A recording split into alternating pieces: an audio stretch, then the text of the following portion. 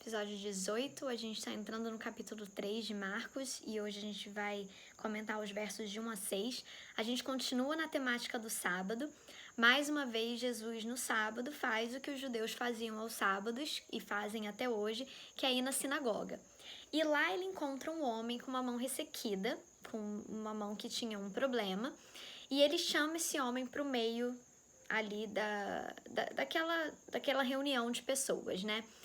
E parece muito com a história que a gente já viu Jesus curando o endemoniado, mas aqui é um pouquinho diferente, porque já estava tendo muita discussão entre Jesus e os fariseus, e aí Jesus dessa vez não espera que a discussão comece, ele mesmo começa a discussão, porque aquele homem estava sofrendo, ele tinha um problema de saúde, e ninguém parecia se importar com aquele homem.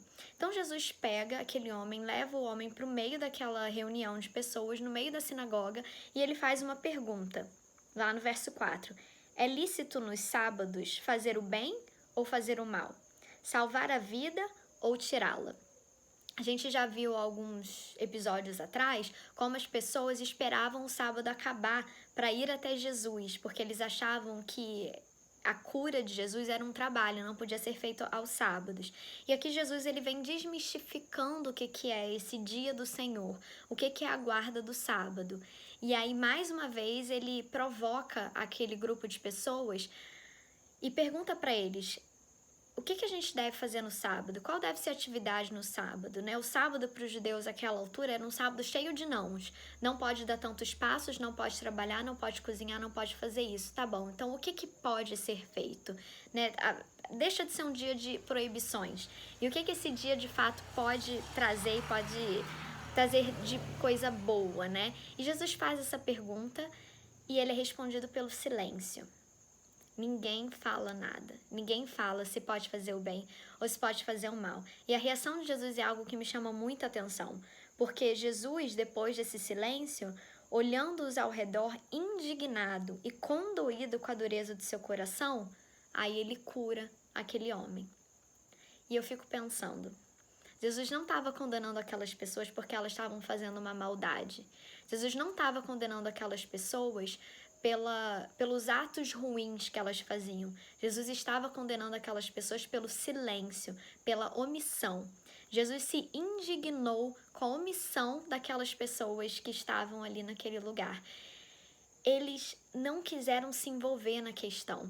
Eles se retiraram e acharam que eles estavam acima daquilo. O homem está sofrendo, isso é problema dele, ele que se resolva. Eu não tenho nada a ver com isso porque eu não sou o responsável pelo problema dele. Ele provavelmente fez alguma coisa errada ou sofreu alguma coisa e aí ele está sendo castigado, eu não tenho nada a ver com isso. Isso te soa um pouco familiar? Quantas vezes a gente não quer se posicionar, a gente não quer se indispor com as pessoas e a gente não luta pelos direitos de outras pessoas que estão sendo oprimidas. A gente está vendo isso muito claro no mundo que a gente está vivendo hoje. A gente prefere se omitir, porque a gente fala, isso não é problema meu, né? Se a gente for para a questão do racismo que a gente está vendo, não é que está acontecendo hoje, a gente está vendo com olhos mais abertos hoje, e a gente fala, mas isso é herança da escravidão e eu nunca tive nada a ver com a escravidão.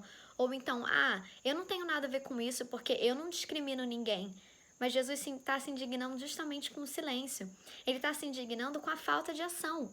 Ele não está condenando ninguém porque estava batendo no homem de mão ressequida. Ele está condenando aquelas pessoas por não fazerem o bem, por não se posicionarem a favor do bem. E Jesus é o mesmo lá e é o mesmo aqui, né? Na nossa vida também. Quantas vezes a gente não deixa de se posicionar? A gente acha que o problema não é nosso, que a culpa não é nossa, tá bom. Pode até ser que não seja, né? Mas a gente tem uma obrigação. A partir do momento que a gente vê, que a gente se posicione pelo lado do bem. E aqui Jesus está falando, usando o sábado como exemplo supremo de que a gente deve fazer o bem nesse dia, mas não só nesse dia.